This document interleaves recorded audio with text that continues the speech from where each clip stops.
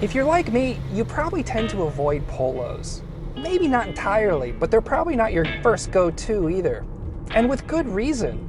There's a lot of cultural uniform baggage when it comes to the polo. They were the costume of bad guys in 80s teen movies with popped collars. They were uniforms for business casual in the 90s up through till today. They're the actual uniform for school children, and they're the uniform that a lot of companies hand out to their employees and make them wear while they're working. So when we're trying to dress better or more intentionally or add some personality, it's easy to see why we would avoid the polo.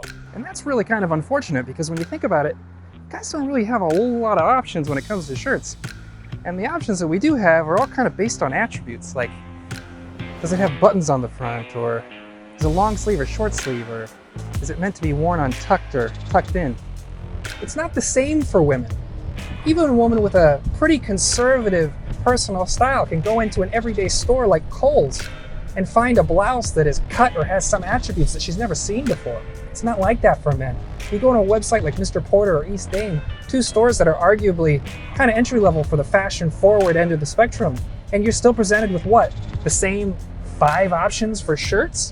So instead of cutting one of our 5 options out, why not find a way to tailor the polo more to our personal style? And I want to clarify that if you already rock polos, whether those are pink polos with popped collars or golf shirts or some old man thing, you keep doing you. There's nothing wrong with that. These ideas are just for guys who have kind of written the polo off.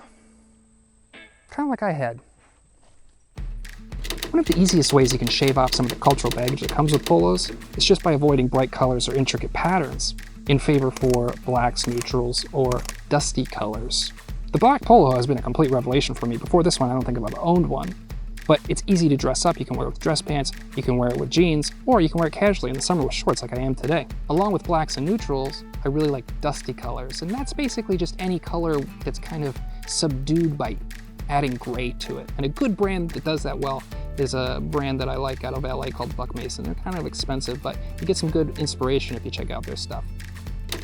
Probably the second biggest revelation I've had with the polo is finding the long sleeve button cuff polo. And you've probably come across long sleeve polos before that had elastic cuffs like on a long sleeve t-shirt. But the button cuff polo is more akin to what you would find on a dress shirt. The advantage of that is you can unbutton it and roll it up for this kind of like rakish, rugged, smart casual vibe. It really helps de-prep the overall look of the polo in general. Another revelation has been the knit polo, which is more of like a lightweight sweater than the typical PK fabric that you're used to on a everyday polo. This is easier to dress up or wear more smart casual. So if you do a lot of work stuff, or you go to a lot of events, or looking for nicer things you can wear on a date, a knit polo might be the way to go. Beyond that, one last good way to avoid the uniformy look with polos is to focus in on the details. And for me, that means retro styling. So whether that's the colors of the patterns or details like piping alongside the collars, it helps reinforce the idea that you picked this shirt on purpose and you kind of know what you're doing. A few good brands to find retro polos are Todd Snyder, Uniqlo, Banana Republic.